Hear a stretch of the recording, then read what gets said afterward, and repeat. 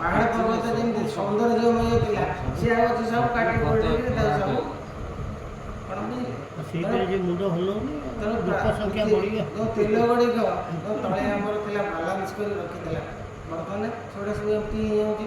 ତଳୁ ଯେଉଁ ଖଣିଜ ଜିନିଷ ଗୁଡ଼ାକ ବାହାରୁଛି, ତେଣୁ ସେଗୁଡ଼ାକ ସବୁ ବିଭିନ୍ନ ପ୍ରକାରର ଭାରସାମ୍ୟ ଇମ୍ବାଲାନ୍ସ ହେଉଛି ପୃଥିବୀ। ହେଲେ ଏ ଯେଉଁ ଏତେ ଘନ ଘନ ଭୂମିକମ୍ପ କ'ଣ ଆଗେ ସେଇ ପୃଥିବୀ ଥିଲା, ଲୋକ ପୃଥିବୀ ଘନ ଘନ କ'ଣ ଏମିତି ହେଉଥିଲା? ଆପଣ ଯେତେବେଳେ ଶୁଣିବେ ଏ ଯେଉଁ ଭୂମିକମ୍ପ ଅମୁକ ଦେଶରେ ଏତେ ଲକ୍ଷ ଲୋକ ମରିଲେଣି, ଏତେ ହଜାର ଲୋକ ମରିଲେଣି। ଆମେ ଆଗେ ଥିଲେ ବହିରେ ପଢ଼ୁଥିଲେ ଜାପାନରେ ବେଶୀ ଭୂମିକମ୍ପ ହୁଏ, ସେ ତାଙ୍କର କାଗଜରେ ଘର କରିଛନ୍ତି, ଅମୁକରେ ଆମେ ତ ବହିରେ ସବୁ ପଢ଼ିଦେଲେ। କିନ୍ତୁ ଅନ୍ୟ କୌଣସି ଏତେ ପ୍ରକାରର ଭୂମିକମ୍ପ ଇଣ୍ଡୋନେସିଆ ଦେଖନ୍ତୁ, ମାଲେସିଆ ଦେଖନ୍ତୁ, ଭାରତ ଦେଖନ୍ତୁ, ଯେଉଁଠି ଦେଖନ୍ତୁ ଭୂମିକମ୍ପ।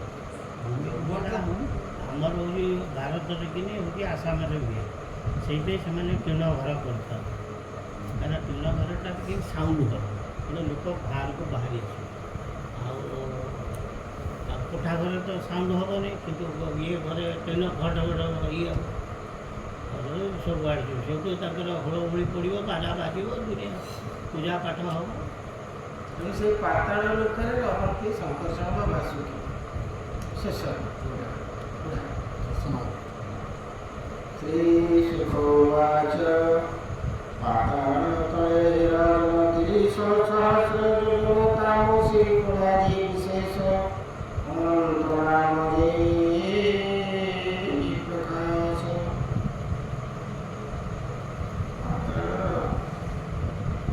30,000 ଯୋଜନ ଦୂରତାରେ ବାସୁକି ନାଗ ଅବସ୍ଥାନ କରୁଛନ୍ତି। ତାଙ୍କର ନାମ ହେଉଛି ଅନନ୍ତ। ଯେ ବିଷ୍ଣୁ ଅଂଶବନ୍ତ ହୋଇ ଶଙ୍କର ସନାମ ଭଗବାନଙ୍କର ସେ ହେଉଛନ୍ତି ଗୋଟେ ଅଂଶ ବାକଳା ଏବଂ ତାଙ୍କର ନାମ ହେଉଛନ୍ତି ଶଙ୍କର୍ଷଣ, ଅନନ୍ତ ବା ବାସୁକି ନାଗ। ଅନନ୍ତ ମୂଳତି ଠାକୁର ସହସ୍ର ମସ୍ତକ ତାହାର ଐଶ୍ୱର୍ଯ୍ୟ ମହିମଣ୍ଡଳ ଅଛି। ତାଙ୍କର ସହସ୍ର ମସ୍ତକ ମଧ୍ୟରୁ ଗୋଟିଏ ମସ୍ତକରେ ମାତ୍ର ଏହି ପୃଥିବୀକି ସେ ଧାରଣ କରିଛନ୍ତି। ଯେ ସୃଷ୍ଟି କରି ସଂହାର ଭୂକୁଟି କରିଣ କରା। ମହାଭାରତରେ ଯେତେବେଳେ ପଢ଼ିଥିବେ ନକୁଳଙ୍କୁ ପଠା ହେଇଥିଲା ବାସୁକି ନାଗଙ୍କୁ ନିମନ୍ତ୍ରଣ କରିବା ପାଇଁ। ଆମର ନକୁ ତାଙ୍କର ହେଉଥିଲା ରାଜସ୍ୱ ଯଜ୍ଞ ପଢ଼ିଛନ୍ତି ଯେ ବାସୁକି ନାଗ ତାଙ୍କୁ ଦେଇକି ପୃଥିବୀ ଭାରା ଆସିଥିଲେ। ଭଗବାନ ତାଙ୍କୁ ଶକ୍ତି ପ୍ରଦାନ କରିଥିଲେ, ସେ ଧାରଣ କରିଥିଲେ। କାହାକୁ ଦେଇଥିଲେ? ନକୁଳଙ୍କୁ। ନକୁଳଙ୍କର କୃତମନ ସେ ଜଣକୁ ଆଉ ଦେଇଥିଲେ କ'ଣ ବହୁତ ସେ ଦେଇକି ଆସିଥିଲେ।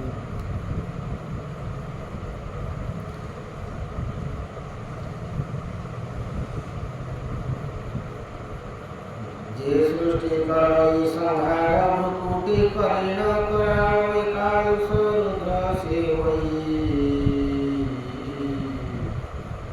ଶଙ୍କର ସଙ୍ଗେ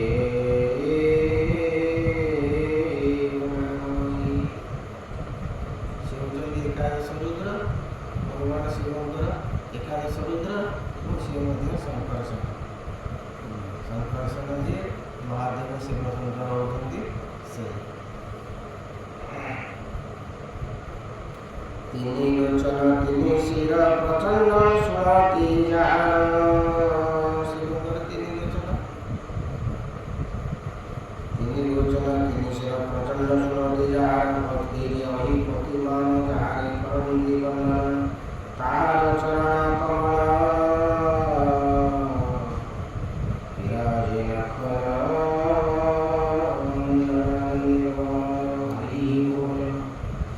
ନଖମୟେ ଶିର ପନ୍ତି ଚନ୍ଦ୍ରକୁ ଦିଶେ କାନ୍ତି। କୁଣ୍ଡଳ ପ୍ରଭାରି ମଣ୍ଡିତ ଗନ୍ଧର୍ବ ଗଣ ହୃଷ୍ଟ ଚିତ୍ତ।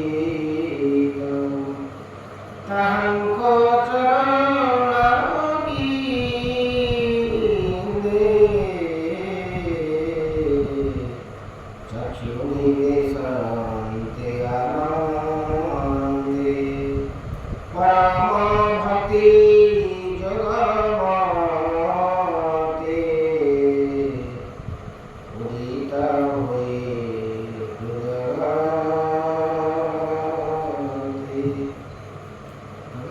परमात्मा परमेश्वर को पाइबा को संकर्षण को भक्ति करने को पड़े और महादेव शिव शंकर को आगे भक्ति करने को पड़े।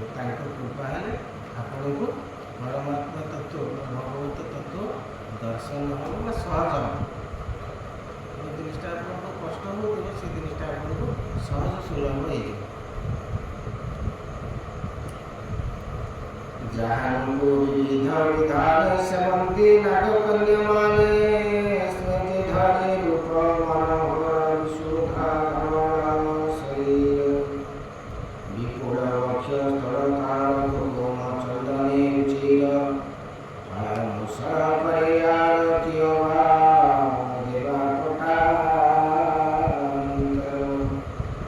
रजत स्तंभ भुजगी मंदस्मितरे मुख सोहि मुदे मुदित जालोचन मदे मुदित जालोचन विभुर्ण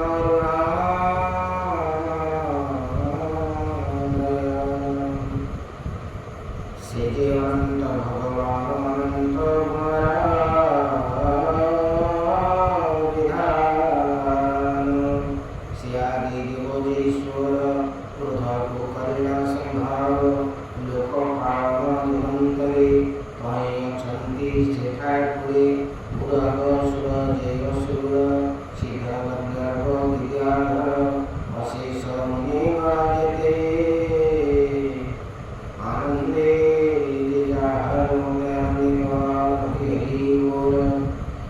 अपरे परिसरमणि सेवन्ते जहार चरणे नव तुलसी पुष्पसे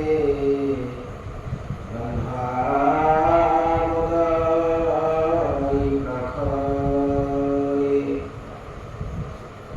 गंधे मधुकरणिका ध्वनि करन्ते मनोहर वनमाय कंठे धरे कुंडलाति मनोहर सुंदर भुजन भगवान महेंद्र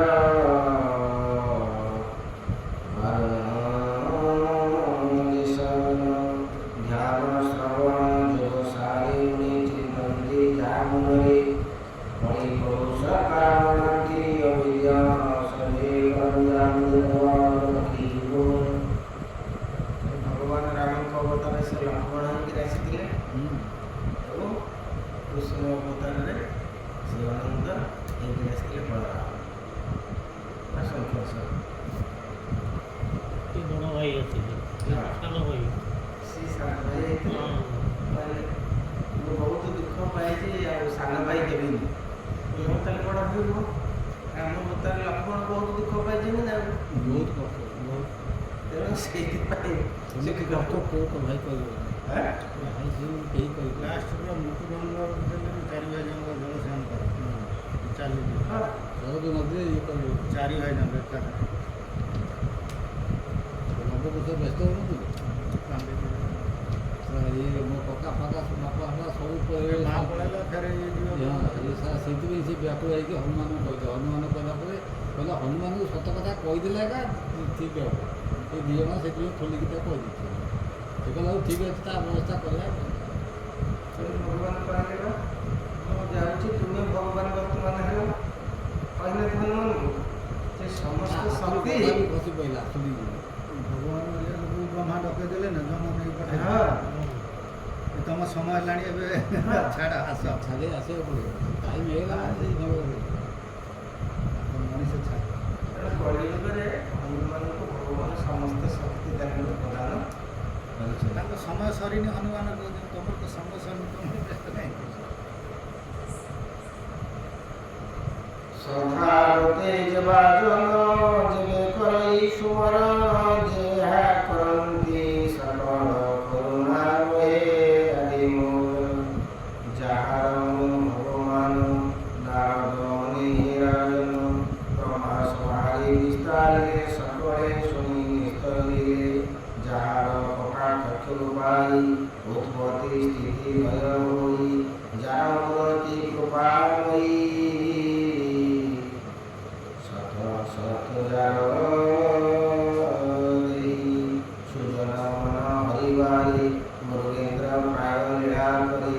ଯାହାର ନାମ ସୁମରଣ ଶ୍ରବଣ କୀର୍ତ୍ତନ ରାଜ ଘର ଦୁର୍ଗମେ ଥାଇ ଯେବେ ଆରତେ ସୁମରଇ ଆପଦ ଯାଇ ତାର ଦୂର ସକଳ ପାକୁ ହୋଇ ପାରୁ ଆଶ୍ରୟ ହୋଇଲେ ତାହାର ମୋକ୍ଷକୁ ଲଭେ ସେ ଜଗନ୍ନାଥ ମନ୍ଦିରକୁ ଗଲେ ଆପଣଙ୍କର ସମସ୍ତ କଥା ବଳରାମଙ୍କୁ ଜଣାଏ। ମଝିରେ ଅଛନ୍ତି ମାୟା, ଏପଟେ ଅଛନ୍ତି ଜୀବ। ଜଗନ୍ନାଥ ହେଲେ ଆଗ ଆପଣ ବଳରାମଙ୍କୁ ଜଣାଇଲେ, ସିଏ ଆପଣଙ୍କ କଥା ତାଙ୍କୁ ଜଣାଇବେ। ତେଣୁ ତାକୁ ଡାଇରେକ୍ଟ କହିବାର କିଛି ସବୁ କଥା ବଡ଼ ଭାଇକି ଜଣାଇବେ। ବଡ଼ ଭାଇକି ଜଣାଇଲେ ସେ ତାଙ୍କୁ ସେ ଅନୁସାରେ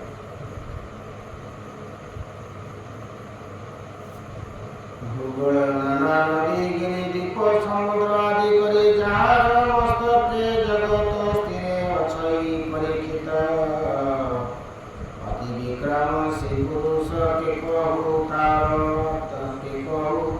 ରୂପ ବିଶେଷ ଯେ ଆତ୍ମତନ୍ତ୍ର ଭଗବାନ ତାର ଶେଷ ସଂଗ୍ରାମ লীলা মাত্র কে সংসার যে ধরি অছি বিশ্বভার হেমন্ত প্রভাব যাহার তুরন্ত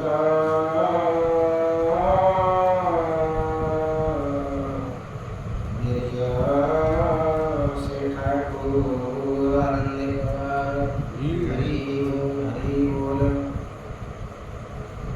এবে কহিল জীব গতি কর্মরু যে যাহা ভঞ্জন্তি যাহার স্থানটি জীবন্ত সকল করিল বিদিত যাহার জীবন্ত লক্ষণ যে ধর্ম যার আচরণ যে উচ্চ নিচ জীবজন্তু যাহার যে কর্ম যে জীবন তুম্ভ প্রসন্ন অনুসারে সকল কহিল তুম্ভরি। এবে কি তুম্ভ বিলাস অপরে কহিল বিশেষ অখিল ব্রহ্মাণ্ড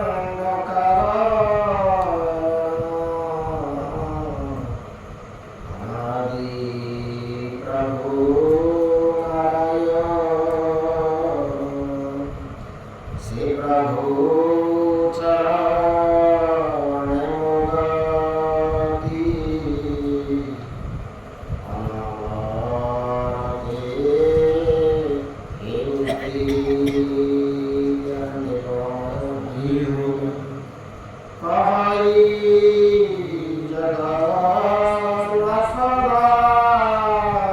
দাস হরি চরিতে সুধারস সুজানে সুরদি মন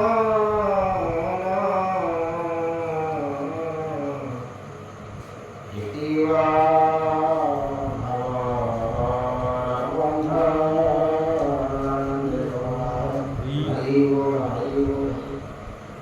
ଶୁଣିବା ପାଇଁ କୁହାଯାଇଛି। ଆପଣ ଯଦି ଶ୍ରଦ୍ଧା ଶୁଦ୍ଧ ମନରେ ତାକୁ ଶ୍ରବଣ କରିବେ ତାହେଲେ ଆପଣଙ୍କର ସମସ୍ତ ବନ୍ଧନ ମୁକ୍ତ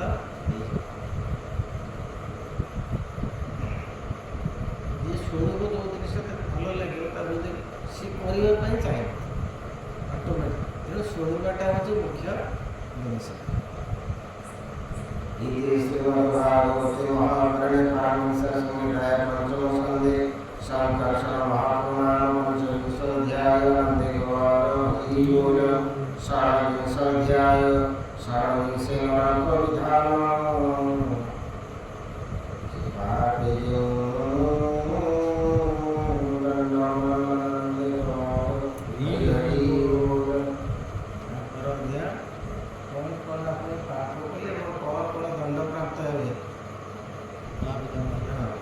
ସଂସାରକୁ ଆସିଛନ୍ତି ଆପଣଙ୍କର ଏଠି ମନ ମାନି କାହାରି ଚାଲିବ ନାହିଁ।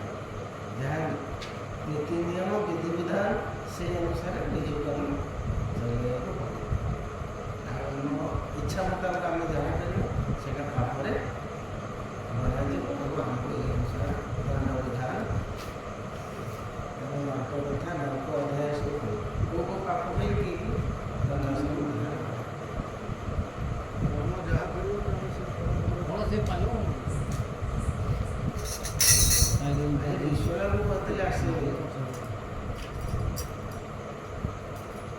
ଏଟାକୁ ସମାପ୍ତ କରିଦେବା କରିଦେଇକି ତାକୁ ଟିକେ ଦେଖିବା। ଏଇ ଗୋଟେ ଅଧ୍ୟାୟରେ ସରିଯିବ ଆମର ପଞ୍ଚମ ଆଠରୁ ଷଷ୍ଠ ଚାଲିବ। କାଲି ସରିଯିବ ଗୋଟେ ଅଧ୍ୟାୟ।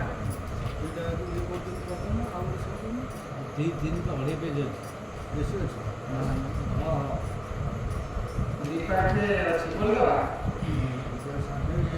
ବହୁତ ହେଇଯିବ ସବୁଦିନ ତ ଆସୁନି ଆଜି କରୁଛନ୍ତି ନା ଇଏ ରାଜା ପରୀକ୍ଷିତ ଉବାଚ ବିଚିତ୍ରଗତି ଲୋକଙ୍କର ତୁମ୍ଭେ କହିଲ ମୁନିବର ଏ କଥା ସଂଶୟ ମନେ ଏବେ କହିବା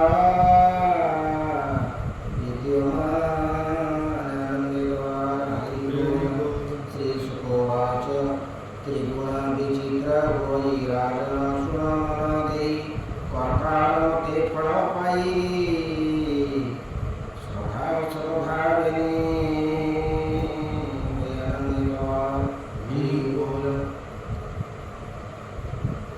ସେ କହିଲେ ମନୁଷ୍ୟ ସମସ୍ତଙ୍କ ମନୁଷ୍ୟ ଭିତରେ ତିନୋଟି ଗୁଣ ଅବସ୍ଥାନ କରୁଛି। ଗୋଟିଏ ହେଲା ସତ୍ୱଗୁଣ, ଗୋଟିଏ ହେଲା ରଜଗୁଣ, ଗୋଟିଏ ହେଲା ତାମସିକ ଗୁଣ। ସତ୍ୱଗୁଣର ଯାହା ଦେହରେ ଅଧିକ ଥିବ ତାହାର ଉତ୍ତମ କାର୍ଯ୍ୟରେ ମନୋନିବେଶ ହେବ, ଈଶ୍ୱର ପରାୟଣ ହେବ, ଦାନ ଧର୍ମ ବିଭିନ୍ନ ପ୍ରକାର ପୁଣ୍ୟ କର୍ମରେ ତାର ମତି ଲାଗିବ। ରଜଗୁଣ ହେଲେ ସଂସାରର ବିଷୟ ବାସନା ଏଇମାନଙ୍କ ପଛରେ ସେ ବଢ଼ିବ। ସଂସାରର ସୁଖ ପାଇଁ ସେ ବେଶୀ ଲାଳାୟିତ ହେବ, ବେଶୀ ସଂସାର ସୁଖ ଆବଶ୍ୟକ। ଆଉ ତମ ଗୁଣ ଅଧିକାର ଲୋକ ନା ହିଂସା ଗର୍ବ ଦମ୍ଭ ବିଭିନ୍ନ ପ୍ରକାରର କାର୍ଯ୍ୟ ସବୁ କ୍ରୋଧର ବଶବର୍ତ୍ତୀ ହେବ, ବିଭିନ୍ନ ପ୍ରକାରର ଜିନିଷ ସେ। এই ତିନୋଟି ଗୁଣ ସମସ୍ତ ମନୁଷ୍ୟଙ୍କ ଭିତରେ ରହିଛି। ତେଣୁ ଯାହାର ଯେଉଁ ଗୁଣ ଅଧିକ ସେଇ ଗୁଣ ଅନୁସାରେ କାର୍ଯ୍ୟ କରିବ। सकल गति सभिंकर तारतम्य भय स्थिर अनंतरे विष्णु सीधा धर्म लक्ष्यम धर्म धर्म विनिमत श्रद्धा श्रद्धा विदित समान कर्म फलमान काहि मुख्यतः कर्म को दी भाग विभक्त करा जायछि। गोटे है कर्म कार्य आ गोटे है पाप कार्य। तेणु पाप कार्य आम कले आमको दंड विधान निश्चित भाव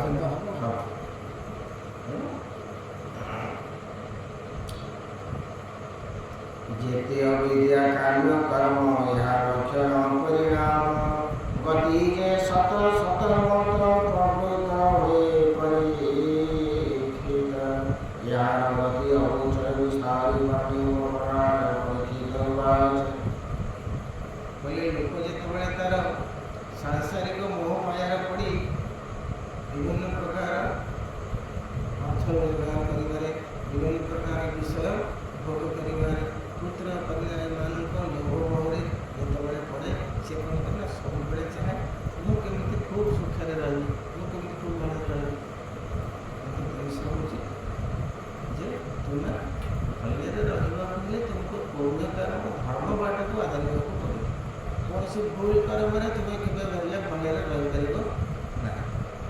ଭଲରେ ରହିବାକୁ ଆମକୁ ଈଶ୍ୱର ପରିଣାମକୁ ପୂର୍ଣ୍ଣ କାମ କରିବାକୁ ପଡ଼ିବ, ଧର୍ମ ମାର୍ଗରେ ଆମକୁ ଚାଲିବାକୁ ପଡ଼ିବ। ରାଜା ପରିଚିତ ଉବାଚ ଭୂମି ତ୍ରିଲୋକ ବାହାରେ ନରକ କିବାନ୍ତରାଳେ କିବା ତ୍ରିଭୁବନ ମଧ୍ୟରେ କହିବା ସାବଧାନେ ମୋରେ। ପରିଚିତ ପଚାରୁଛନ୍ତି ଯେ ଆମେ ପାପ କାର୍ଯ୍ୟ କଲେ ଆମକୁ ଯେଉଁ ଦଣ୍ଡ ବିଧାନ ହେବ, ଯେଉଁ ନରକ ଯନ୍ତ୍ରଣା ଭୋଗ କରିବା, ସେ ଆମ ତ୍ରିଭୁବନ ମଧ୍ୟରେ ନା ସେ ତ୍ରିଭୁବନର ବାହାରେ କେଉଁ ସ୍ଥାନ? ଶ୍ରୀ ଶିବବାଚ ତ୍ରିଜଗତନ୍ତରାଳ ଦକ୍ଷିଣ ଗିରି ମହିପାଳ ଭୂମିର ତଳେ ଜଳ ପରେ ଅଗ୍ନି ସ୍ୱାଦ ସଭା। ଏ ତ୍ରିଲୋକର ତଳ ପାତାଳ ଲୋକ ହେଲା ଆମର ତଳ ଭାଗର ସବୁଠୁ ତଳ। ତେଣୁ ପାତାଳର ଦକ୍ଷିଣ ଦିଗରେ ସେ ନରକ ଅବସ୍ଥାନ କରିଛି। ସମସ୍ତ ପାତାଳ ହେଉଛି ସବୁଠୁ ତଳ ଲୋକ।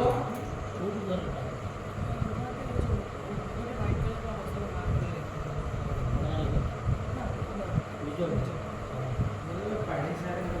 ପାଢ଼ୀସାରଙ୍କ ଘର ତ ଆମର ପାଢ଼ୀସାର ଅନୁସାରେ ତାଙ୍କ ସାନ ଭାଇ, ତାଙ୍କ ସାନ ଭାଇଙ୍କର ଏ ପୁଅ।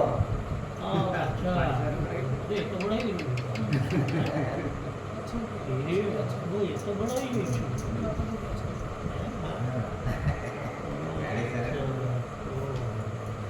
ସାର ନାହାନ୍ତି ଏ ଯେଉଁ ବାଡ଼ି ବିହାର ବିଷୟ ଇଏରେ ଏଠି ଗୋଟେ ଛୁଆଟି ଥିଲା। ଦେଖିକିରି ଜାଣିପାରିଲୁ। ବସୁନାହାନ୍ତି ସେଇଠି ବସନ୍ତୁ ଭଲ। ଥଣ୍ଡା ଥିଲା ବୋଲି ଟିକେ ଭଲ। ସେଇଠି ବସନ୍ତୁ। ଆଉ କେତେ ଦିନ ରହିବେ? ଏଡ଼ିକିଟେ ଥିଲା ଏତେ ଗୋଟେ ହେଇଯାଇଛି ଆଉ। କୋଉଠି ଭୁବନେଶ୍ୱର ପଳେଇବେ? ଏଇଟା ଆସ ପାଠ ପଢ଼ିବା ଆରମ୍ଭ ହେଇଗଲା।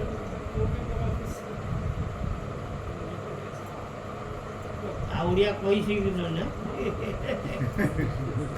ଯାହା ହଉ। ଟେନ୍ଥ ହେଇଗଲା ଦିନେ ଦୁଇ ଦିନ ରହିଯିବେ ଆଉ ନା? ପରଦିନ ଯିବେ। ହଉ। সকল পিতৃগণ যেতে সুগোত্র কল্যাণ নিমন্তে জয় বসন্তি হেরাজন কই অন্তত ভগবান মাঝে জীবনকু সে নিয়ন্তে জম পুরুষে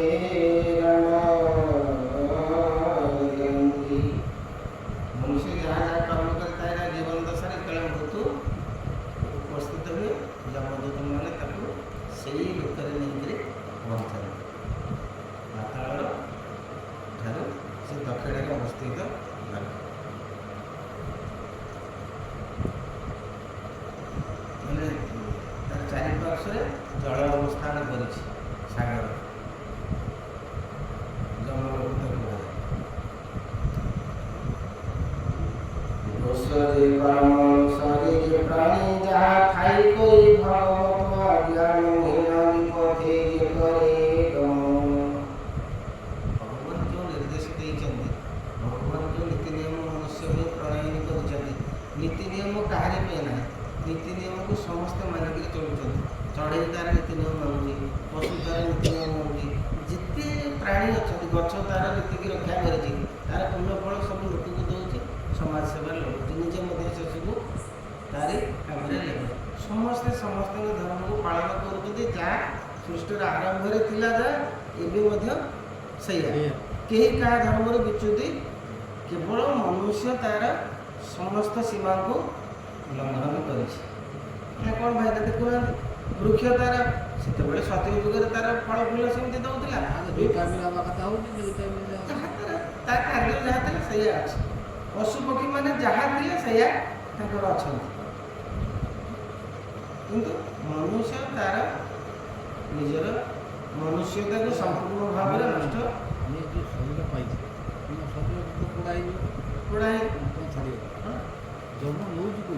ସେ ଯେଉଁ ଆପଣ କାହାକୁ ନଉଛି? ସେଇ ଯେଉଁ ଜୀବକୁ ଆପଣଙ୍କର ନବ ଜୀବାତ୍ମା ଭିତରେ ଅଛି ନା ହଁ ଜୀବାତ୍ମା ଜୀବାତ୍ମାଟାକୁ ନେଇକି ଏଇ ଯେଉଁ ରୂପ ଆପଣଙ୍କର ଅଛି ଏଇ ଯେଉଁ ରୂପଟା ନେଇକି ପୁନର୍ଜନ୍ମ ହଁ, କରିଛି। ଆପଣଙ୍କର ଜନ୍ମ ନାହିଁ ମାନେ ସେଇ ସେ ଜୀବାତ୍ମା ନବ ଆପଣଙ୍କୁ ସଂସ୍କାର କରିଦେଲେ ସେଠି ଆପଣଙ୍କୁ ଏଇ ରୂପ ପୁଣି ସେ ଦେଇଦେବେ ସାଙ୍ଗେ ସେଇ ସାଙ୍ଗେ ରୂପ ଦେଇକି ଏଠି ଯେମିତି ବସିଛନ୍ତି ଆପଣ ସାକ୍ଷାତ ସେମିତି ସେଠି ପୁଣି ଏମିତି ରୂପ ହେଇଯିବ ନହେଲେ କଷ୍ଟ କିଏ ଆଉ ପାଇବ ଆପଣଙ୍କୁ ପୂର୍ଣ୍ଣ ଏଇଭଳିଆ ଶରୀର ସେ ଦାନ କରିବେ ତିଆରି କରିକି କଷ୍ଟ ଦେବ।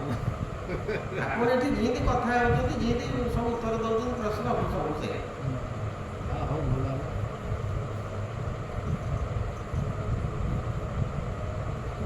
ତାହାଙ୍କୁ ନେଇ ଦଣ୍ଡ ଦଣ୍ଡ ଦିଅନ୍ତି ଅପାର ଏକ ମୁସଲି ପରକାରେ ନାୟକ ଅଛନ୍ତି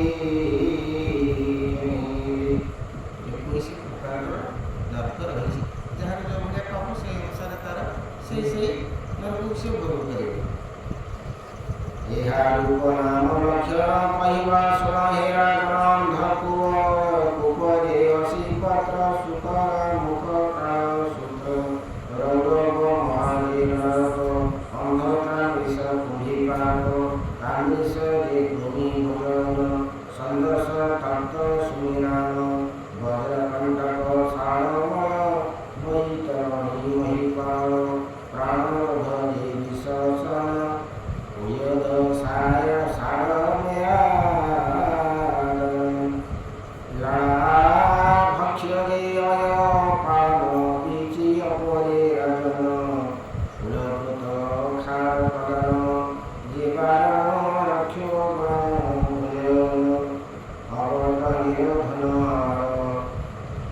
ଗନ୍ଧ ସୁପରାନେ ଅପର ସୂଚି ମୁଖ ପର୍ଯ୍ୟାବର୍ତ୍ତନ অষ্টাবিংশতি নাম নিজে নরক মহিপাল বিবিধ জাত নারস্তব পর স্ত্রী অপত্য ধন জীবনী করই হর এই পরস্ত্রী অন্যরা ধনকে বলপূর্বক ধারণ করে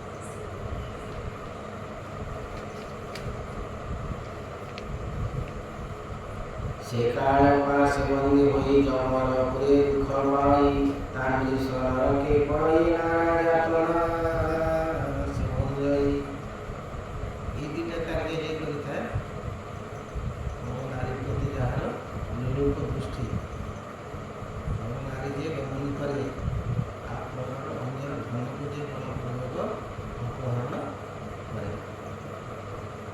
ତାକୁ ଅନ୍ଧତା ବିଷ ନରକରେ ସେ ଅନ୍ଧତା ବିଷ ନରକ କ'ଣ ଭଲ ମନ୍ଦ ସେ କ'ଣ କରିବ ସେ ନରକରେ କ'ଣ କଷ୍ଟ ସବୁ ଭୋଗିବାକୁ ଅଛି ଖୋଦା ପିପାସାରେ ପୀଡ଼ିତ ହୋଇ ସେ ଦଣ୍ଡକେ ତାଡ଼ିତ ନାଥ ଜଣି ରେ ପ୍ରଭାବ ଯେତେ ଯାତନା ଭୟଙ୍କର କିଛି ଖାଇବାକୁ ଦିଆହେବନି କିଛି ପାଣି ପିଇବାକୁ ଦିଆହେବନି ଆପଣ ଯେତେବେଳେ କହିବେ ପାଣି ଦେଇକି ଭୋଗ କରିବେ ଜଷ୍ଟି ଧରିଦେବେ ଆପଣଙ୍କୁ ସେ ମୁହଁକୁ ଗୋଟିଏ ବାହାର ଛାଡ଼ିଦେବେ ପରମ କଷ୍ଟ ପାଇ ତହିଁ କ୍ଷଣ କ୍ଷଣକେ ମୋହ ଯାଇ ଅନ୍ଧତାକେ ସେ ପ୍ରକାରେ ଯାତନା ପାଣି ଭୋଗ କରି କପଟେ ପରଦାର ହୋଇ ଏବେ ତାରେ ଶୁଣ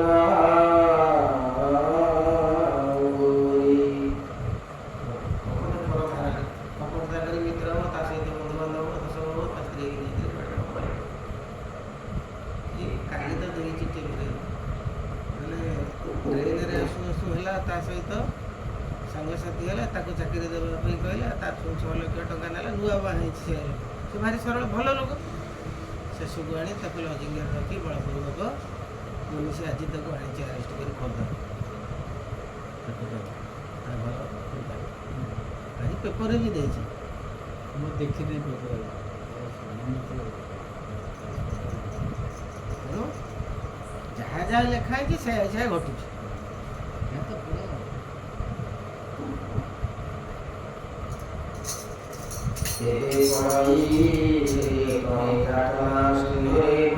ନଷ୍ଟ ହୋଇ ମତି କାଳ ଦୃଷ୍ଟି ନାଶ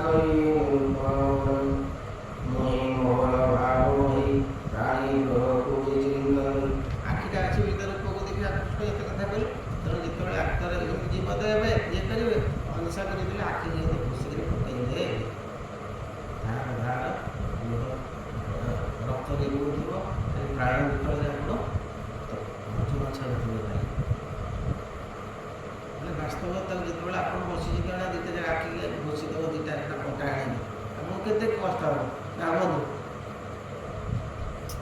ନା ଖୁସି ହେବେ ଜଣେ ଯେଉଁ କର୍ମ କଲା ତାର ତ ଆର ଜନ୍ମରେ ଯେଉଁ ଆମ ପୂର୍ବଜନ୍ମ କର୍ମ ଏ ଜନ୍ମରେ ତ ଭୋଗିବ ଫେର ଜନ୍ମ କାହିଁ ତାକୁ ଭୋଗଉଛି ଇଏ ତ ଭୋଗିବ ଏବେ ଯେଉଁ କରୁଛୁ ଏବେ କରୁଛୁ ଫେର ଆଗକୁ ଭୋଗିବ ଆଗକୁ ସେଇ ତ ଭୋଗିବ ନା ଜନ୍ମ କ'ଣ ଭୋଗିଲେ ନ ଛାଡ଼ିଯିବ କି ତା ନ ଭୋଗିବ କି ଇଏ ଯେତିକି ତାର ଦବା କଥା ସେଠି ଦେଇକି ଛାଡ଼ିଲେ ତମର ଆହୁରି କିଛି ଫେର ବଳିଲା ହଁ। ଯଦି ବାଲାନ୍ସ ରହିଲା ସରିଗଲା ଯଦି ତମର ସେଇଠି କଷ୍ଟ ସରିଗଲା ପୁଣି ଏକଦମ ଶୁଦ୍ଧ ତମେ ହେଇଗଲ ତମ ଶରୀର ଶୁଦ୍ଧ ହେଇଗଲା ମାନେ ଯିଏ ଅଳ୍ପ କରିଥିବ ତାର ସରିଯିବ ଯିଏ କରିଛି ଆଉ ତାର ସରୁନି ତାକୁ ତ ପୁଣି ଜନ୍ମ ଦେବ ତେଣୁ ତାକୁ ସେ ରାଜା ଜନ୍ମ କରିକି ପୁଣି ସିଏ ଆସିକି ଦେଖୁନ ଗୋଟେ ଲୋକ ଖାସ ଚାଲୁଛି ଆମେ ତ ଦେଖୁଛୁ ପାଟରେ ଅହରହ ସେ ଦିନ କ'ଣ ରାତି କ'ଣ ବର୍ଷା କ'ଣ ଖରା ଏଇ ଆମର ରାସ୍ତାରେ ଚାଲୁଛି ଆଚ୍ଛା ସିଏ ଗୋଟିଏ ସେମିତି ବାପା ମାଆର ପୁଅଟିଏ ସିଏ ସେମିତି ଗୋଟିଏ ଆମରି ଭଳିଆ ମଣିଷ ଆହୁରି ବି କେତେ କ'ଣ ପ୍ରକାରର ଅଛନ୍ତି ଚିନ୍ତା କର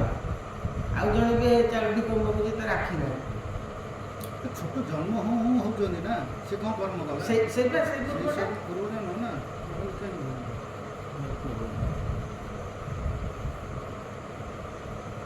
মই মোর ভাবই প্রাণ গ্রহকু যে চিন্তই কুটুম্ব পাই সাবই যে প্রাণী রবে প্রণয়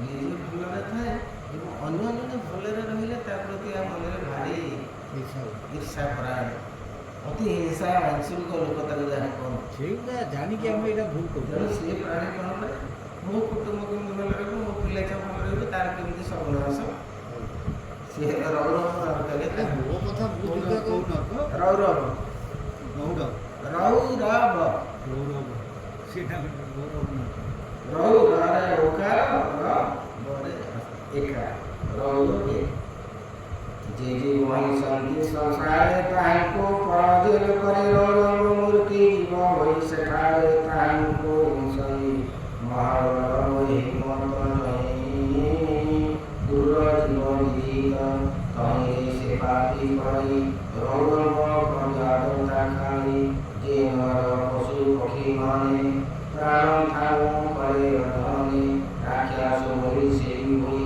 কুম্ভী পাকরে সে পড়াই ଯେକୌଣସି ଜୀବଜନ୍ତୁକୁ ମାରିକି ତୁମେ ଯଦି ଭକ୍ଷଣ କଲ ତାହେଲେ ତୁମେ କୁମ୍ଭୀପାକ ନରକରେ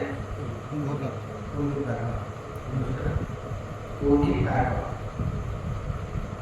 ସିଏ ସେମିତି ତମର ଶରୀର ସେଠି ପକେଇକି ସେମିତି ଭାଜିବେ ରାନ୍ଧିବେ ସିଝେଇବେ ଫୁଟକି ଜିଇଁଦବ ମରିବନି ଜମା କେତେ ପ୍ରେମ କରିବ ତମେ ଖାଲି ଯେମିତି ଯନ୍ତ୍ରଣାରେ ଅତିରିକ୍ତ ବିବ୍ରତ ହେବ ମରିବନି ଆଉ ମରିବ କ'ଣ ମରିକି ତ ଏଠି ଯାଇଛ ଆଉ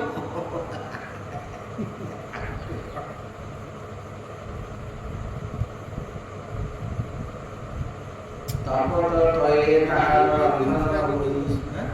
ଇଏ କରି ରଖା ଲୋକଙ୍କୁ ଏଇଟା ଜାଣିବା ଦରକାର ଯେ ତମେ ମାଛ ଆଣୁଛ କାଟିକି ଲୋକ ଯଦି ଶୁଣନ୍ତେ ଏଇ ଜିନିଷଟାକୁ ଗୋଟେ କେବେ ଇଏ କରି ରଖା କେବେ ଇଏ କାମ କରନ୍ତି ଯିଏ ନ ଶୁଣୁଛନ୍ତି ଯିଏ ନ ଶୁଣିଛନ୍ତି ନାହିଁ ଆପଣ ଶୁଣିଲେ ଆପଣ ଗୋଟେ ମାଛ ଗଲେ କାଟିକିରି ଆଣିଲେ ସେ କଥା ଭାଜିଲେ ଏଇ ଜିନିଷଟା ଗୋଟେ ଏଇଟା ବେଶୀ ହେଉଛି ମାନେ ଅସୁବିଧା ଯିଏ ଜମା ନ ଶୁଣିଛନ୍ତି ସେ କହିବେ ଆମେ ଜାଣିନୁ ଜାଣିନି ସେ ଅନ୍ଧାର ଚାଲିଛି ଆଉ ମୁଁ କହିବା କଥା ମୁଁ ଜାଣିଲା ପରେ ସେଇଆ କରିଛି ନାଇଁ ଏଇଟା ପଢ଼ିକି ଗୋଟେ କ୍ୟାସେଟ୍ ଏଇଟା ବଦଲକୁ ବାଡ଼େଇକି ଦେଲେ ହେଇଯିବ ମାଛ କାଟିକି ଯେଉଁ ହେଉଛି କ୍ୟାସେଟ୍ କରି ରଖିଲେ ଏଇଟା ଆପଣ ଲୋକଙ୍କୁ ଶୁଣେଇଲେ ଟିକେ ସଚେତନ କ୍ୟାସେଟ୍ କରି ଡରିଯିବେ କେତେ ସେ ଡରିବେ ବା ମୁଁ ତ ଛାଡ଼ିବାକୁ ଇଚ୍ଛା କରିବି ସବୁ ଜାଣୁଛନ୍ତି ନାଇଁ ସାର୍ ଏତେ ଇଏ ଭିତରେ ପଶିନା ସିଏ କ'ଣ ଭାବୁଛନ୍ତି ଜାଣିଛ ନା ଆମେ ମରିଗଲୁ ସରିଗଲା ଆମର ଆଉ କ'ଣ ଯାହା ହବା କଥା ଏଇଠି ହେଇଗଲା ତାହେଲେ ସରିଗଲା ଆଉ ଗୋଟେ ଜମା ବହୁତ ଲୋକ ସାର୍ କହୁଛନ୍ତି ଖାଲି ଆମେ ଆହୁରି କେତେ ଜାଗା ଲୋକ ସେମିତି ପଡ଼ୁଥିବେ ନା ନାଇଁ ସବୁ କଥା ନୁହଁ କିଛି ଲୋକ କଥା କହୁଛି ଏଇଆ ଭାବୁଛନ୍ତି 150 କୋଟି ଲୋକ ଯଦି ଭାରତ ବର୍ଷରେ ଲକ୍ଷେ ଲୋକ ପଢ଼ୁଥିବେ କି 2 ଲକ୍ଷ ଲୋକ ପଢ଼ୁଥିବେ ଟୋଟାଲ କ'ଣ ଗୋଟିଏ ଲୋକ ସେଇ କଥା ସମସ୍ତଙ୍କ କଥା କହୁଛି। ସବୁ ଷ୍ଟେଟ୍ରେ ଅଛି ନା ହଁ ସବୁ ଷ୍ଟେଟ୍ରେ ଅଛନ୍ତି, ଆଉ ଆମର ଷ୍ଟେଟ୍ରେ କାହିଁକି ଅଛନ୍ତି? ଅଛି, ସବୁ ତେଣୁ ଅଛି। ସେ ଗୋଟେ 1% ଆପଣ ବାହାର କରୁନାହାନ୍ତି। 150 15 160 କୋଟି କି ହରିବେ। ତେଣୁ ମନୁଷ୍ୟନା ସହସ୍ରେଷୁ କଶ୍ଚିତ୍ ଭବତି ସିଦ୍ଧରେ। ସେ କହିଛନ୍ତି ଲକ୍ଷ ଲକ୍ଷ ମନୁଷ୍ୟମାନଙ୍କ ଭିତରୁ କେହି ଜଣେ ଏ କଥା ଶୁଣିବା ପାଇଁ ଆସି ସେ ସ୍ଥାନରେ ବସେ। ସେହି ଲକ୍ଷ ଲକ୍ଷ ଲୋକମାନଙ୍କ ଭିତରୁ କେହି ଜଣେ ତା ଭିତରେ ପ୍ରବେଶ କରିକି ଯେ ବୁଝେ, ସେହି ଲକ୍ଷ ଲକ୍ଷ ଲୋକମାନଙ୍କ ଭିତରୁ ବୁଝିକିରି ସେ ତାଙ୍କ ଅନୁଭବରେ ଆଣେ, ମନ ଭିତରେ ତାକୁ ଚିନ୍ତା କରେ। ସେହି ଚିନ୍ତା କରିବା ବ୍ୟକ୍ତିମାନଙ୍କ ମଧ୍ୟରୁ ଜଣେ କେହି ସେ ବାଟରେ ସାଧନ କରିବାକୁ ପ୍ରୟାସ କରେ ନା, ସଂକଳ୍ପ କରି ମୁଁ ଏଇ ବାଟରେ ଚାଲିବି, ଏଇଟା ହେଉଛି ସବୁଠାରୁ ସର୍ବଶ୍ରେଷ୍ଠ ବାଟ। ସେହି ଲକ୍ଷ ଲୋକ ଚାଲିବା ବାଟରେ ଚାଲୁ ଚାଲୁ ଚାଲୁ ଚାଲୁ ଚାଲୁ ଚାଲୁ ସେ ମଧ୍ୟ କେତେକ ସଫଳ ହୁଅନ୍ତି, କେତେକ ବିଫଳ। ତେଣୁ ଏତେ ସବୁ ଦୂରରେ ଏସବୁ ଜିନିଷ ରହିଛି। ଆଜି ନ୍ୟୁଜ୍ ଦେଖ, 3 ଜଣ ସାଙ୍ଗ ମଦ କିଣିବାକୁ 2 ଜଣ ପଇସା ଦେଲେ, ଜଣେ ଗାଡ଼ି ପେଟ୍ରୋଲ ପକେଇବାକୁ ଦେଲା, ଆଚ୍ଛା ପକେଇବା କଥା ଗାଡ଼ି ଆଚ୍ଛା। ନେଇଗଲା, ଆଚ୍ଛା। ତା ଗାଡ଼ି ତେଲ ସରିଗଲା ମଝିରେ, ଆଚ୍ଛା ତା ବେକକୁ ରସେଇ ଦେଇକି ମାରିଦେଲେ। ଆଉ କାହିଁ ତୋ ଗାଡ଼ି ତେଲ ସରିଲା, ଆମେ ତ ମଦ କିଣୁନୁ, ଆମେ ପଇସା ଦେଉ, ତୋ ଗାଡ଼ି ତେଲ କାହିଁ ସରିଲା, ହଁ, ମାରିକି ପଡେ। ଯଦି ତୁ ତେଲ ପକେଇବା କଥା ଆମେ ଏ ଜିନିଷ ଆଜି ନ୍ୟୁଜ୍ ଧରିଛନ୍ତି। ଦେଖନ୍ତୁ। ହେଁ? ଆରେ ମାନେ 3 ଜଣ ସାଙ୍ଗ ଜଣକୁ କହିଲେ ଯେ ତୁ ଗାଡ଼ି କେବଳ ତୁ ତେଲ ମଦ ପଇସା ଦେବୁନି, ତୁ ଗାଡ଼ିରେ ଯିବା ମଦ ଆଣିକି ପିଇବୁ। ଆଉ 2 ଜଣ ମଦ ପଇସା ଦେଇ କିଣିଲେ, ଇଏ ଗାଡ଼ି ନେଇକି ଗଲା, କିଣିକି ଆସିକି ଅଳ୍ପ ବାଟ ତାର ଗାଡ଼ି ବନ୍ଧେଇଲା ତେଲ। ଅଳ୍ପ ପକେଇଥିଲା ବୋଧେ। ହଁ, ପକେଇଛି ଆମେ କି ତ ନା ମଦ ପକେଇଛି କିଣିକି କେବେ? ପଇସା ଦେନୁ ଠିକ୍, ଠିକ୍। ତୁ ଗାଡ଼ି ତେଲ ତୁ କାହିଁ କାହିଁ ଠିକ୍ ନ ପକେଇଲୁ ରହିଲା ଗାଡ଼ି। ସଇଲା ଘଣ୍ଟା ବେଗକୁ ମାରିଦେଲେ ତାକୁ। କୋଉଠି ଆମ ଓଡ଼ିଶାରେ? ଆଉ ଓଡ଼ିଶାରେ ଭାଇ ଧରିଛନ୍ତି, ଏବେ ସନ୍ଧ୍ୟାବେଳ ନେଇଗଲେ। ମୁଁ ଦେଖିଲି ଆପଣ ଦେଖନ୍ତୁ ପିଇ ଦେଲା ପରେ ଆଉ କାହିଁ ପିଇନାହାନ୍ତି ପିଇ ନାହାନ୍ତି। ନା, ଜିତିକି ଆଉ ନେଇକିରି ଯାଉଛନ୍ତି ନେଇକି ବା। ଯାଉଛନ୍ତି। ସେ କଣ ପହଞ୍ଚିଲେଣି ତାର ଲକ୍ଷ୍ୟ ଜାଗାରେ? ଲକ୍ଷ ଜାଗାରେ ପହଞ୍ଚି ନାହିଁ, ତେଲ ସରିଗଲା। ଇଏ ଅଳ୍ପ ଟିକେ ପକେଇ ଦେଇଛି କମ୍ ଇଏ ପକେଇ ନେଇ ଜମା, ତାର ଯେତିକି ଗାଡ଼ି ଥିଲା ଥିଲା, ଭାବିଲା ପଳେଇବ। ପଳେଇଲେ କାହିଁ ପଇସା ଖର୍ଚ୍ଚ କରି ପକେଇବି। ଏଇଟା ଗୋଟେ କଥା କି କଣ ଆଉ କଣ କଥା ଏଇ ସାଙ୍ଗ ସାଥି ଆମ ଆମ ତାର ଝଡ଼ାଝାଟି ହେଲା, ଭଉଣୀ ରାଗ ହେଇକି ତଣ୍ଟି ଗାମୁଛା ଧରିକି 2 ଜଣ ଭିଡ଼ିଦେଲେ। ଆଉ ପିଇ ସାରିଥିବ ସେ ତ ଏଇଆ ଦେଉଛି ନ୍ୟୁଜ୍, ସାର୍ ବୋତଲ 2ଟା କିଣା ହେଇଛି କିନ୍ତୁ ପିଇ ନାହାନ୍ତି, ବୋତଲ ନେଇକି ଯାଉଛନ୍ତି ପିଇଥିବେ, ପିଇବାକୁ। ଆଉ ଥରେ ଯାଇଥିବେ। ଆଉ ଟିକେ ପେକ ନାଇଁ ନାଇଁ ନାଇଁ, ତାକୁ ବା ନେଇକି ଯାଇଛନ୍ତି, ତା ତେଲ ସରିଗଲା। ଆମେ ତ ହାଲକା ଟିକେ ପକେଇକି ଏଇ ସାଧାରଣ କଥାରେ ମଣିଷ ସେନ୍ସ ଏତେ ଏତେ ଗୋଟେ ତେଲ ଆଗରୁ ବା ଝଗଡ଼ା ହେଲା ନା। ଆରେ ତାଙ୍କ ମୁଣ୍ଡ ହେଲା ଅତି ବୁଧୁଆ ତାଙ୍କ ଭିତରେ ଭୟଙ୍କର ଝଗଡ଼ା ହେଲା ନା। ଅବସ୍ଥାରେ ସେମାନେ ରହୁଛନ୍ତି ତୁ ସବୁ। କାହିଁକି ତେଲ, ତୁ କଥା ହେଲା ଯେତେବେଳେ ତୋ ତେଲ କାହିଁକି ସେମାନେ ଅତି ମାରାତ୍ମକ କ୍ରୋଧ ସେମାନଙ୍କର, ଯେ ଅତି ତାମସିକ ବା। ତମେ ପଳେଇବ। ସିଏ ମନ ସେ ପଡ଼ନ୍ତି। ଭାବୁଥିଲେ ସେତେବେଳେ ମୋ ମୁଣ୍ଡରେ ପଶିଥାନ୍ତେ, ଯଦି ଭବିଷ୍ୟତରେ ମୁଁ ପାଇବି ତାହେଲେ ସେ ଶୁଣନ୍ତୁ। କରନ୍ତେ କାହିଁକି। ଯେତିକି ଯେତିକି ପାପ କାମ କରୁଛନ୍ତି, ଜେଲ୍ ଯାଉଛନ୍ତି, ସେ ଯଦି ଭାବନ୍ତି ସେ କରନ୍ତେ କାହିଁକି। ଆଚ୍ଛା ରେପ୍ କରୁଛନ୍ତି 20 ବର୍ଷ ଜେଲ୍, ରେପ୍ କଲେ 20 ବର୍ଷ ଜେଲ୍, ଆପଣ ରେପ୍ କହୁଛି ତଥାପି କରୁଛନ୍ତି ନା। 20 ବର୍ଷ ଜେଲ୍। ସେ ଜିନିଷ ମନୋଭାବ ଯଦି ହୁଅନ୍ତା, ଏ ଘଟଣା ହୁଅନ୍ତାନି ନା। ଭବିଷ୍ୟତ ଯିଏ ଭାବନ୍ତି ଆମେ କ୍ରାଇମ୍ କରୁ, ଏଇ ସେଟା ଭାବୁନାହାନ୍ତି ନା କଲା।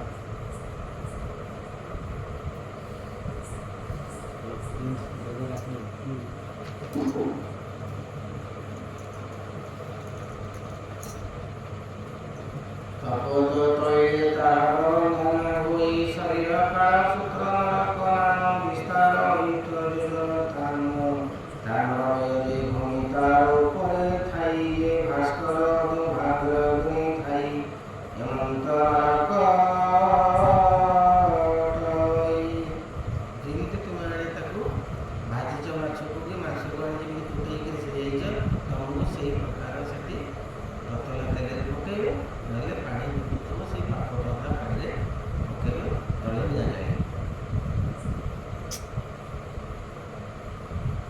ଯେ ନର ବ୍ରହ୍ମ ତ୍ୟାଗରେ ସେ ତହିଁ ପଡ଼ଇ ନିର୍ଭରେ ତପତ ସୁବର୍ଣ୍ଣ ଫୁଟଇ ତହିଁ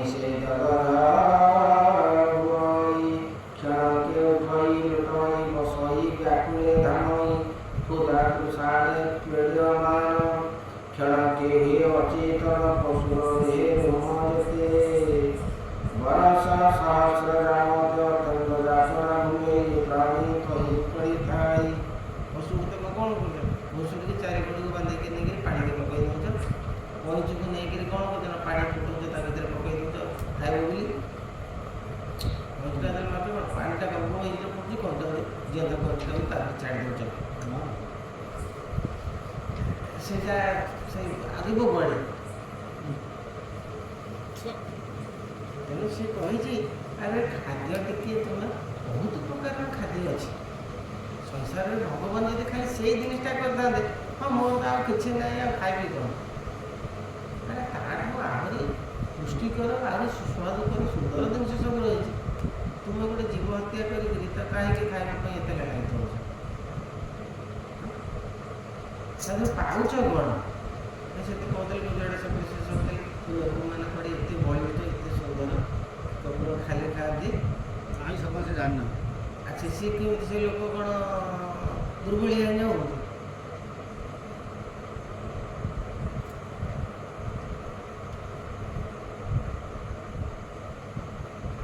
ଯେ ନିଜ ଧର୍ମ କର୍ମ ଛାଡ଼ି ବେଦ ଆଜ୍ଞାକୁ ନିନ୍ଦେ ହୋଇ ପାଷାଣ୍ଡ ହୋଇ ତାକୁ କହି ଅସି ପତ୍ରରେ ସେ ପଡ଼ଇ ଗୃହ ମୁଦ୍ଗର ତା ଉପରେ ପ୍ରହାର କରନ୍ତି ନିର୍ଭୟ ସେ ଦଣ୍ଡନ୍ତି ଜିନରେ ବାବୁ ବନ୍ଦନ୍ତି ତମ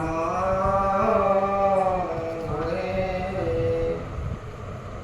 ଯିଏ ଦୁର୍ବଳ ଲୋକ ଯାହାର ଶକ୍ତି ନାହିଁ ତୁମର ଅଧିକ ଶକ୍ତି ସାମର୍ଥ୍ୟ ସବୁ ଅଛି ତମେ ତାକୁ ଜବରଦସ୍ତ ମାରଧର କଲେ ବିଭିନ୍ନ ପ୍ରକାର ନିର୍ଯାତନା ଦେଲେ ସିଏ ଦଣ୍ଡ ମଧ୍ୟ ତୁମେ ସେଠି ଲୋକ ନାହାନ୍ତି।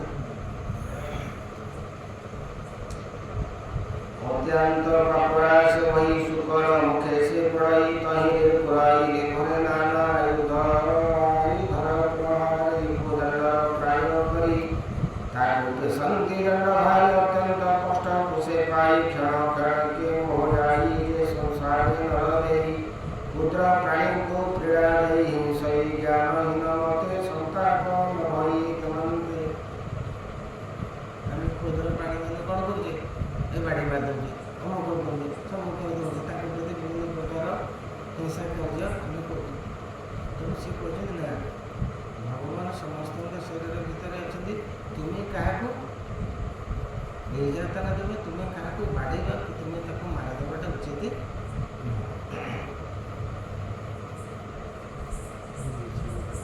ଅନ୍ଧକୁ ଉପରେ ପଡ଼ିଥାଇ ସେ ଗ୍ରାସ ନବାନ୍ତି ଭୁଞ୍ଜାଇ ବାୟୁ ଶତ୍ରୁତାକୁ କହି ନରକ ସେ କୃମି ଭୋଜନ ଜୁଆଣିକ ଧର୍ମ ନିଜର ପ୍ରଚୁର ପରିମାଣରେ ଅଛି ଖାଇବା ଭୋଜନ ଜିନିଷ ଅଛି ତା ପାଖରେ ଗଚ୍ଛିତ ସବୁ ଅଛି କିନ୍ତୁ ସେ କାହାକୁ ଦିଏନି ସେମିତି ଲୋକ ଦୁଃଖ କଷ୍ଟରେ ଉପାସ ଭୋଗ ପଡ଼ୁଥିଲେ କି ତାଙ୍କର ଅସୁବିଧା ସୁବିଧା କାହାରି ଅସୁବିଧା ପ୍ରତି ସେ ଦୃଷ୍ଟି ଦିଏନି ତା ପାଖରେ ସବୁ ଜିନିଷ ଗଚ୍ଛିତ ଅଛି ସେ ଲୋକ ମଧ୍ୟ ଦଣ୍ଡିତ ସେ କହିବନି ଯେ ମୋର ଏଗୁଡ଼ା ତମକୁ କେଁ ଦେବି ସେ କଥା କହିବା ତାର ଯଥାର୍ଥତା କିଛି ନାହିଁ ମୋର ବୋଲି ସେ କହିପାରିବନି। ନରକ ଯେ କୃମି ଭୋଜନ ନରକ ମାନ ଧର୍ମ ଶତ ସହସ୍ର ଯେ ଯୋଜନ ସେ କୃମି କୁଣ୍ଡ ପରିମାଣ ତହିଁ ପଡ଼ଇ ଯୌନ ଉଗ୍ର ଯାତନାର ଯେ ଘର କୃମିକୁ ଭକ୍ଷଇ ସେ ଜନ ତାକୁ ଭଜନ୍ତି କୃମିମାନ ଯାବତ କର୍ମ କ୍ଷୟ ନୁହେଁ ତାବତ ତହିଁ ସେଇ ରହେ। ଯିଏ ସମସ୍ତ ସମ୍ପତ୍ତିକି ନିଜେ ଭୋଗ କରେ କାହାରି ସେବାରେ ନ ଲଗାଏ ତାକୁ ସେଇ କୃମିକୀଟ ନରକରେ ପକାଇ ଦିଆଯିବ ସେଇମାନେ କୃମିକୀଟ ମାନେ ତାଙ୍କ ଶରୀରରୁ ଆସି ଦଂଶନ କରିକିରି ଯେତେକ ଯାକ ସବୁ ତୁମେ ଖାଇଛ ସେଠି ମାନେ ତମକୁ କାହାକୁ କିଛି ଦେଇନା ଯେଉଁ ଶରୀର ପାଇଁ ତୁମେ ଏତେ ଲୋଭ କରୁଥିଲ ସେଇ ଶରୀରଟା ବର୍ତ୍ତମାନ ଆମର ବୁଝିବ ଆମେ ତାକୁ ଖାଇବୁ ସମ୍ପତ୍ତି ବାଡ଼ିଟା ନିଜ ସମ୍ପତ୍ତି ସେ ଖାଇବେ ନା ନିଜର ବା ନିଜର ଥିଲେ ବି ତୁମର ସମାଜ ପ୍ରତି କର୍ତ୍ତବ୍ୟ ଅଛି ତୁମ ପାଖରେ ଜଣେ ଦୁଃଖୀ ଲୋକ ଅଛି ତୁମ ପାଖରେ ଜଣେ ଇଏ ଅଛି ତାର ପୁଅଟା ଘରେ ପଡ଼ିଛି ସେ ଔଷଧ ଟିକେ ଦେଇପାରୁନି ତାର ସେବା ତାର ସବୁ ତୁମ ପାଖରେ ପଇସା ସବୁ ସବୁ ତାମାନେ ତୁମ ଘର ଦ୍ୱାରା ଜଣେ ବିକିକିରି ଦେବାକୁ ତୁମର ସାମର୍ଥ୍ୟ ଯେତିକି ତୁମେ ଦେବାଟା ସେଠି ହେଉଛି ଉଚିତ ଆଉ ନିଜେ କହିବନି ଯେ ମୁଁ ରୋଜଗାର କରୁଛି ମୁଁ ତାକୁ ପାଇଁ ଇଏ ଜିନିଷଟା ମନ ଭିତରେ ଆଣିବା ତୁମେ ଯଦି ଅନ୍ୟର ସମାଜରେ ବଞ୍ଚିଛ ଆଉ ସବୁଦିନ ପାଇଁ କ'ଣ ତୁମେ ରହିବ ନା ଯେତେ ପଇସା ସବୁ ଗଚ୍ଛିତ ରଖିଛ କୋଟି କୋଟି ତାକୁ ନେଇକରି ଯିବ ସାଙ୍ଗରେ କିଛି ତ ନେବନି। ତେଣୁ ଅନ୍ୟର ଉପକାର ଯଦି ତୁମର କିଛି ଅର୍ଥ ଲାଗିବ, ଅସୁବିଧା କ'ଣ? ତୁମର ତ ସରିଯାଉନି ନା। ସେଇ କଥାଟା କହୁଛି। ଯେଉଁମାନେ ଦୟନୀୟ ଦୁର୍ଦ୍ଦଶା ପ୍ରାପ୍ତ ଲୋକ ଅଛନ୍ତି, ଆପଣ ଜାଣିଛନ୍ତି ଏଇ ରୋଜଗାର ଆମେ ଏତେ ଭଲ କରୁଛୁ, ଲୋକଙ୍କ ପାଖରେ ପଇସା ବି ନାହିଁ ଚାଉଳ ବନେଇକି ରୋଷେଇ କରିବାକୁ। କିନ୍ତୁ ଆମେ କ'ଣ କରୁଛେ, 700-800 ଟଙ୍କା ଲେଖା ମାସ ଦେଇକି କିଣିକି ଭଡ଼ା ଚଢ଼ା ହେଇକି ରହୁଛୁ। ତୁମ ଖାଅ, କିଛି କଥା ନାହିଁ। କିନ୍ତୁ ଯେଉଁ ଲୋକଟି ଖାଇ ନେଇ ଗଲା, ଅନ୍ତତଃ ଚେଷ୍ଟା କରିବେ ତାକୁ କିଛି ଚାଉଳ, ତୁ ଭାତ ଗଣ୍ଡା ଖା। ତୁମେ କ'ଣ ଖାଲି ଏଠି ଆସିଛ ଖାଇ ପିଇକିରି ବଢ଼ିକିରି ତୁମେ ଚାଲିଯିବ? ସେଇଥିପାଇଁ ପଠାଯାଏ ନାହିଁ। ସମାଜ ପ୍ରତି ତୁମର କିଛି କର୍ତ୍ତବ୍ୟ ଅଛି।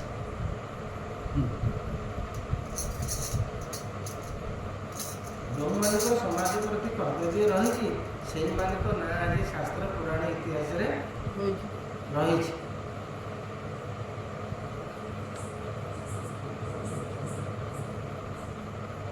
বিপ্রর দ্রব্য যে হরি সন্দর্শে বিরাসে লভৈ অবজ্ঞা স্ত্রীরে হরি রাতস্ত সমীরে সে পড়ি কৌশি বিদ্যাটা নারী সহিত আপন রাবণ করিবে না, কৌশি বিপ্রর ধনକୁ ଆପଣ বন্ধন করিবে না। তাতা সুমিরে সে নারী বাদন পুরুষে চিত্ত পড়াই রতি আসে তাপত মতিমান তাকো ক্রান্তি আলিঙ্গন পুরুষ রূপ স্ত্রী ধারে স্ত্রীরা পুরুষ বিহারে অজ্ঞান অস্বালী মোহন করই পাষাণ দেয়ন বজ্র পাণ্ডব সাগরে আরোহ ক্রান্তি ଅନ୍ୟ ସ୍ତ୍ରୀ ଦେଖିକିରି ଲାଳାୟିତ ହେବ, ତା ସହିତ ପ୍ରେମ କରିବାକୁ ମନେ ମନେ ଇଚ୍ଛା କରିବ। ସ୍ତ୍ରୀ ହେଉ ବା ପୁରୁଷ ହେଉ, ସ୍ତ୍ରୀ ବି ଯଦି ଚାହିଁବ ତାକୁ କ'ଣ କର ନା, ଯେଉଁଥିରେ କଣ୍ଟା ମାଡ଼ି ଯାଇଥିବ ସେଇଥିରେ ତାକୁ ଚଢ଼େଇ ଚଢ଼େଇକା ନେବ। କୁଟି କୁଟିକା କଣ୍ଟା ସବୁ ବଜ୍ର କଣ୍ଟାକୁ ତାସ ଦେବେ। ଆମେ ଯିବା ଆଉ ଭୁଲ କରିବା ସେଥିରେ ହଁ ବନ୍ଦ କଥା ଭାବୁଛି ଆଠଟା ପଳେଇଲାନି ବଡ଼ ବଢ଼ିଆ କାଳେ ସହିତ ଅସୁବିଧା ହେବ, ଆମେ ଯାଇପାରିବୁନି ଘରକୁ। ତା ଚିହ୍ନ ଦିଅନ୍ତୁ, ଚିହ୍ନ ଦେଲେ ନା ହଁ କହୁଥିଲା ସତ। ଏଇଟା ଫାଷ୍ଟ ପଢ଼ିଆ ଫାଷ୍ଟରେ ସରିଯାଇଛି। ନାଇଁ ଫାଷ୍ଟ ପେଜ୍ଟା ଏ ଯେଉଁ ହଁ ହଁ ସେଇଟା ଟିକେ ପଢ଼ିଆ ପଢ଼ିଆ ଭଲ ଉତ୍ତରଟା ଅଛି। ସତର୍କ କେମିତି ହେବ? ଏଇଟା 25 ଚାଲିଛି 25 ଚାଲିଛି 26 ଚାଲିଛି। ନାଇଁ ଏଇଟା ଟିକେ ଶୁଣିବା ଭଲ ଲାଗେ। ଏଇଟା ମେନ୍ ଜିନିଷ। ନାଇଁ ଭଲ କଥା ଅନୁକରଣ କଲେ ହେବ ସିନା, ସେଟା ଇଏ କଲେ ହେବ। ଆଉ ସେଇଟା ଇମ୍ପ୍ଲିମେଣ୍ଟ ଯଦି ତାକୁ ଇଏ କାମରେ ନ ଲଗେଇଲେ ସେ ଆଉ କିଛି ଆସିବ ମନ ଭିତରେ ନିଶ୍ଚୟ ଟିକେ ଆସିବ ନା। ଗୋଟେ ଶୁଣିବା ଗୋଟେ ଜିନିଷଟା ଆସିବ ଏଇଟା ଠିକ୍ ନୁହେଁ, ଏଇଟା କିଛି ତାର ପ୍ରଭାବ ପଡ଼ିବ। ଯେତେବେଳେ ଆପଣ ଏଇଠି ପିକୁଟିରେ ଯାଉଛି ଝଣ୍ଡା ଦିଅନ୍ତି ଯେଉଁ ମାରିବାଟା ମୋତେ ପାପ ଲାଗିବ, ଯେତେବେଳେ ସେଇ ଚିନ୍ତାଧାରା ମନରେ ଆସିଲେ ତେବେ ହଁ ସେଇଟା ସେ ଧନ୍ଦା ସେଥିରେ ଦୟା କ୍ଷମା ଏଇଟା ନ ରହିବ। ଆମେ ବସିଛନ୍ତି ଅଲଗା ଲୋକ ଗୋଟେ ଶବ୍ଦ ବାଡ଼େଇବା, ଆମେ ଏଠି ବସିଛେ, ଆମେ କେବେ ଯାଇ ଶବ୍ଦ ମାରିବା ନା। ସେ ତାପରେ ଆପଣ ମନ ଭିତରେ ତାର ଆସିବ କାହିଁକି ନା, ଯେହେତୁ ଭଗବାନଙ୍କ କଥା ଦୈନନ୍ଦିନ ଶୁଣୁଛୁ, ଗୋଟେ ଆପଣ ମାରିପାରିବେ, ନିଶ୍ଚିନ୍ତ। ବୋଧ ତାକେ ପଳେଇବ। ଆପଣ ନିଷ୍ଠୁର ହେଇପାରିବେ। ଜଣଙ୍କର ମାନେ ଚରିତ୍ର ଯେହେତୁ ସ୍ୱତଃପୃତ ଭାବେ ସେ ତା ଭିତରେ ସେ ଆପେ ଆପେ ବାହାରି ଆସିବ।